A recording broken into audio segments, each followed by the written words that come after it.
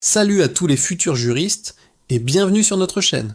Aujourd'hui, on plonge au cœur du droit pénal pour décortiquer une notion absolument essentielle, l'élément moral. Vous savez, c'est ce qui différencie un accident d'un acte délibéré. C'est un point crucial, surtout dans vos cas pratiques. Après avoir vérifié l'élément légal et matériel, n'oubliez jamais de caractériser l'élément moral. On va voir ensemble les deux grandes catégories, la faute intentionnelle et la faute non intentionnelle.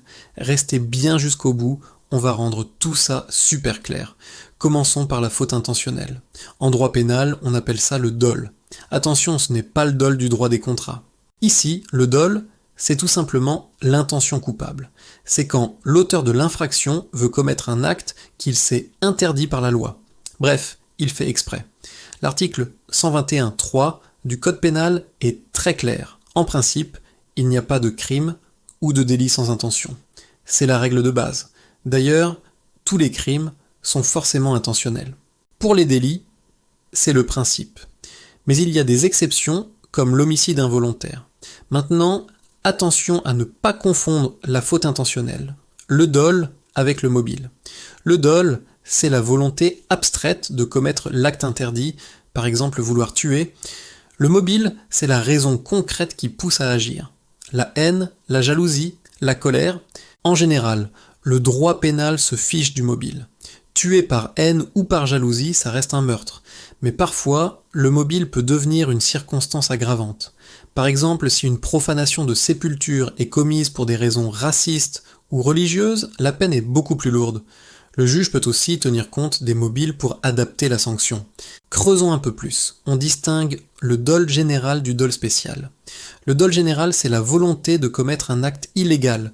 Toutes les infractions intentionnelles l'ont, mais pour certaines infractions, la loi exige un élément psychologique en plus, c'est le dol spécial. Pour le meurtre, par exemple, le dol spécial, c'est l'intention de tuer, qu'on appelle l'animus necandi. Pour l'abus de biens sociaux, le dirigeant doit avoir agi à des fins personnelles. C'est ça le dol spécial. Il existe aussi différents degrés d'intention. On a le dol aggravé, c'est la préméditation. L'idée est mûrie à l'avance. Un homicide avec préméditation, ce n'est plus un meurtre, c'est un assassinat. Et la peine est bien plus sévère. Ensuite, il y a le dol dépassé, ou préterintentionnel. Là, l'auteur a voulu l'acte, mais les conséquences vont bien au-delà de ce qu'il voulait. Par exemple, je veux juste frapper quelqu'un pour le blesser, mais la personne décède. Je n'avais pas l'intention de tuer, mais mes coups ont été mortels. Ce n'est pas un meurtre, mais une autre infraction, les violences ayant entraîné la mort sans intention de la donner. Enfin, il y a le dol indéterminé. C'est quand on agit sans se soucier du résultat. Par exemple, tirer sur un train en marche. On ne sait pas si on va tuer quelqu'un, mais si ça arrive, on pourra être poursuivi pour meurtre. Passons maintenant à la faute non intentionnelle, aussi appelée faute d'imprudence. Ici, l'auteur n'a pas fait exprès. Il a été maladroit, négligent, ou a manqué à une obligation de prudence. Il a voulu faire son geste, mais il a mal maîtrisé les choses. On trouve ça dans certains délits, comme l'homicide involontaire, et pour beaucoup de contraventions. Pour qu'il y ait une faute simple d'imprudence, il faut prouver que l'auteur n'a pas accompli les diligences normales pour éviter le dommage. Une faute simple suffit si l'auteur a causé directement le dommage. Mais ça se complique un peu avec la causalité indirecte. Si une personne n'a pas directement causé le dommage mais y a contribué, il faut prouver une faute qualifiée, qui est plus grave qu'une faute simple. Il en existe deux types. D'abord, la faute délibérée, c'est quand on viole, de manière manifestement délibérée, une obligation particulière de prudence prévue par la loi. En gros, on connaît la règle de sécurité et on choisit consciemment de ne pas la respecter. Ensuite, il y a la faute caractérisée.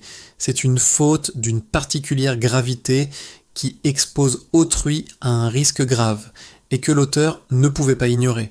C'est la faute de l'insouciant qui prend des risques énormes. Enfin, il faut connaître l'infraction de mise en danger de la vie d'autrui.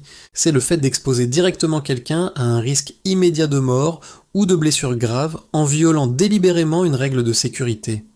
Ici, on punit la prise de risque elle-même, même si, par chance, aucun dommage ne survient. Voilà pour ce tour d'horizon de l'élément moral en droit pénal.